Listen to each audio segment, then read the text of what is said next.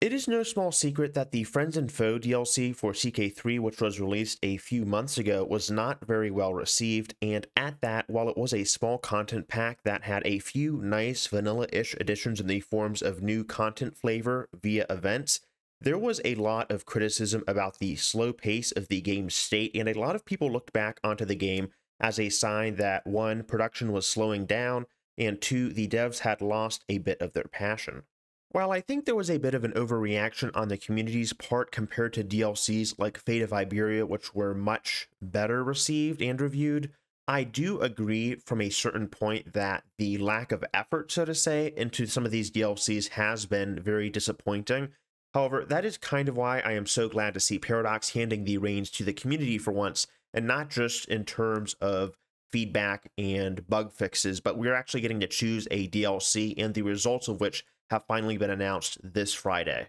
On January 17th of 2023, the CK3 devs presented 3 new DLC options in the form of content packs that would be following the next expansion, which we, as of yet, do not know the name of.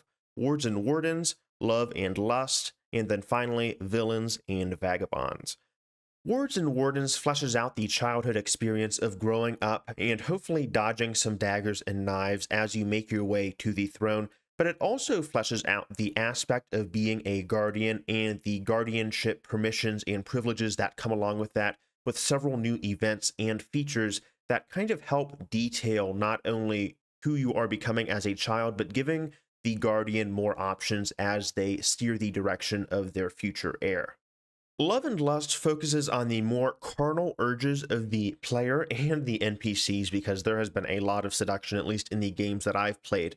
But nevertheless, it focuses on exploring the intrigue tree in particular and expanding relationships, expanding seduction, of course, along with romance, married life, and even some of the less carnal sins, if you will.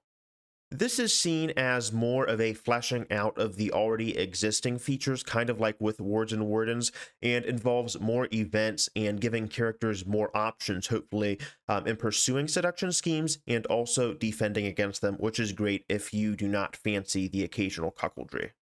Villains and Vagabonds was the last teased DLC to be voted on, and it is interesting. I think there was a lot more to be expected out of this with intrigue, but it is purely martial focused, at least from most of what I can tell. Perhaps you can get some use out of torture with this, but it focuses on dread and tyranny and developing that further, giving you more actions with events similar to the other DLCs, and they all mainly focus on aspects like martial, stewardship, and intrigue. But I have to appreciate the straightforward approach that they are going forward with this. If they got any more complicated, I think the community at large would have to spend a lot more time kind of narrowing down and debating what they want. I think the devs offered a great explanation for what you're getting in this DLC, and I do appreciate that. As of today, Wards and Wardens has won the vote at a handy 41.5%, but Villains and Vagabonds surprisingly came in fairly close at 32.3%, and then Love and Lust finished last at 26.2%. In terms of vote tallies, that was 4,193, 3,255, and finally 2,645. So something funny that the devs mentioned and that I was also thinking, not to credit myself too much, is that Love and Lust finished last, which is funny because you would think with cuckoldry, and I'm not going to mention it too much in this video because I don't want to be demonetized by the glorious YouTube algorithm, but you would think in terms of Paradox players, CK3 players have to probably be the most perverted and lustful, horny, despicable players that you could think of course, befitting of my viewers. But that aside, you would really, I mean, at least wager a bet that Love and Lust would finish second at least. But it seems that there has been a chaste turn of events as Wards and Wardens has, of course, taken the cake. So that is definitely some food for thought, but I still think it is a bit funny nevertheless. In terms of content, I don't have too many concrete ideas, but I would like to see an overhaul to the education system. At the moment, I don't like how it is too much of a dice gamble. There are certain ways you can influence how your heir's education turns out, like assigning more proficient rulers, but I think it's very one-dimensional with the way stats turn out.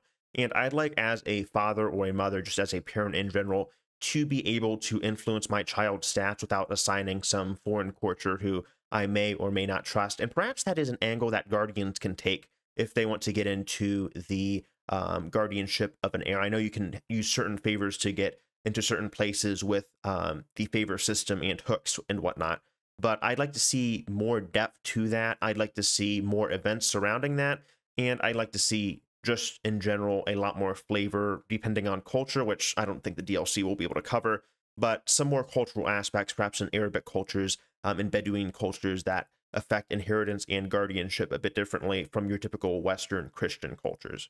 Lastly, CK3 released a brief teaser in the form of a picture for the next upcoming expansion, and it is a Batcave. So happy to see that there is going to be a Batman-themed expansion. I think it's time CK3 finally took the plunge with a more infamous and noteworthy character. So glad to see that we will be exploring Gotham as the new CK3 hero.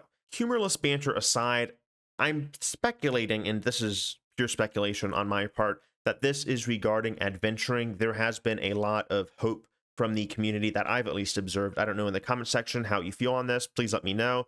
But I've noticed that there has been more of a push for landless or titleless characters, and I think adventuring would be the perfect turn of events for CK3 to perhaps spin things around. So that could be it. I could be completely wrong and full of shit, but please let me know what you guys think.